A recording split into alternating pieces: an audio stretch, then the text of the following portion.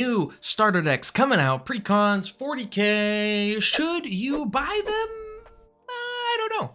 And that's what this video is all about. So we're going to dive into reasons why you should buy them, why you shouldn't buy them, and just to give you my kind of takeaway right from the beginning. So there's no, you don't have to wait till the end of the video to see what I'm saying.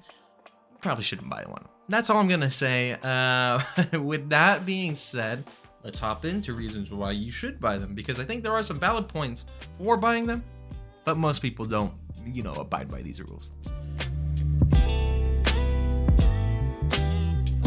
Alrighty, the first reason why you should be buying one of these new Warhammer 40k Precons is because you like 40k. You like Warhammer, you like the board game, and this is your entryway into Magic. Maybe you've been wanting to play, but nothing really stood out to you or was unfamiliar. Now you have this base of things that you know in the game, and that's really cool. Happy to have you here playing with us, and it's a blast getting to experience the things you like and other things. It's like waiting for that new Smash Bros character to come out, and you're like, please be Banjo. Then it's Banjo. Please be Cloud. And then you get Cloud. Magic, we got 40k, and that's pretty sweet. Number 2, you're new to the game. You're at Target. You see the big old blingy, flashy Precons, and you're like, wow, that robot zombie dude looks pretty cool. Wonder what this is all about. Or you think those big monsters with the scythe hands are cool. Sweet. More power to you. Those flashy things catch your eye. You get into playing Magic. This is a great set to do that because the value of these decks is going to be insane. They're collector's items. The new cards, you can't even put value on them until they come out. And that being said, it's a great thing to start your collection off because it's just going to be able to transfer into a whole bunch of different decks in the future. Lastly, I mentioned the value of these things. As a collector's item, they're probably gonna be huge, especially the super fancy foil ones. They're gonna be awesome. Have it on your shelf, boom, sweet thing to have. And the value is probably gonna be like super cracked on all of these. All these cards that have been coming out in the previews are absolutely insane. And these do seem like very strong pre-constructed decks, just straight out the bat. That being said, value shouldn't really be a part of this conversation is what I'm gonna say. And this is gonna be the segue into reasons why you shouldn't buy it, because I think as an in-franchise player, you've been playing the game a bunch.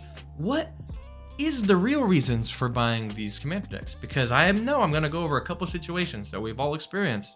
And well, it's gonna be fun to talk about.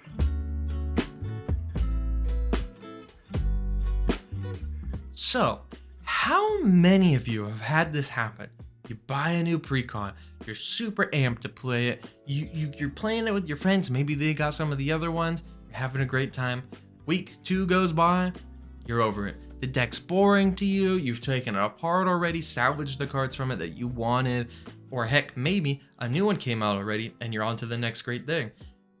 This is a common story among so many people that I play Magic with, including myself. I've definitely done it. And as a content creator, you're always buying these new decks so you can make videos and stuff about them as they come out. And I have not kept together a single pre-constructed deck that I have ever bought. And I know very few people who have, besides being their maybe first deck that they got to get into the game. As a whole, I think that having somebody else build your deck is just a very bad strategy for wanting to keep a deck for the long term. If you want to build a Magic deck that you want to keep throughout the years, update it here and there, pre-constructed decks are just generally not going to be the way about going about it.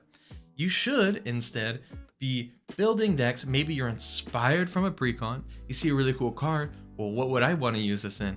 That kind of the idea of building a deck is a beautiful part about Commander, and that's what really brings us to playing with our friends. You get to show your identity, you get to show what you want to do at the table, and you get to decide all the cards in the deck to be able to do it as best and as cool as you want it. That's up to you. When you're buying a pre-constructed deck, it's already done for you.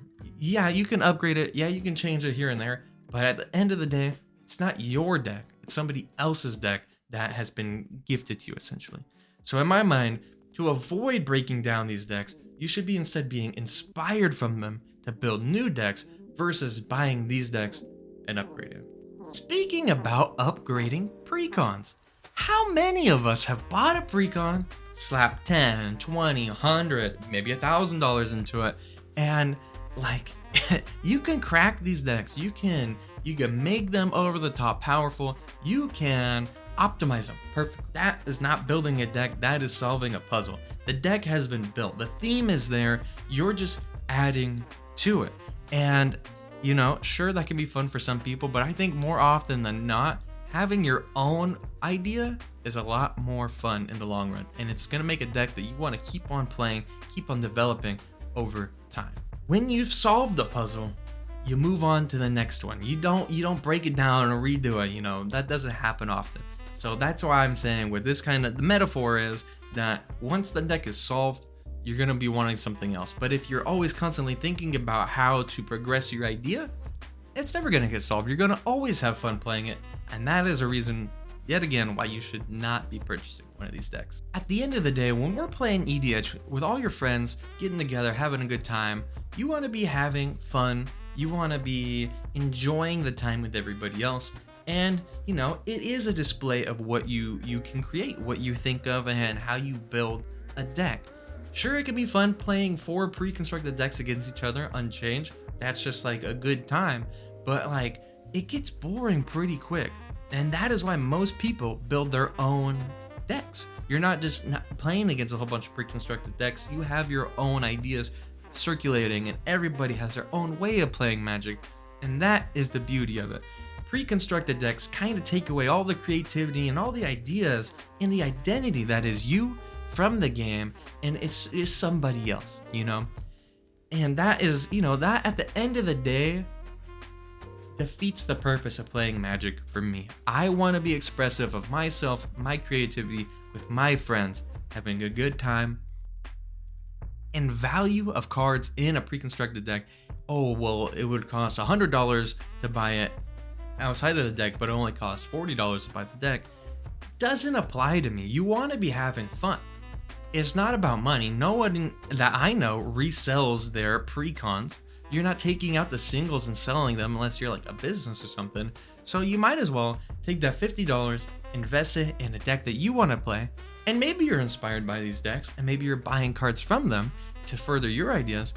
But in the end of the day, I don't think buying these decks is what you should be doing. You should be putting more time and more careful thought into decks that you want to play, and decide all the cards for it yourself and enjoy doing it. Half the fun of playing Magic is building the deck, other half playing with your friends. Anyways, guys, that's all I gotta say today. Thank you very much for watching. Hopefully I didn't sound, you know, too crazy about this stuff. I really think that playing Magic's all about having fun. Precons just ain't that fun. All right, guys, see you next time.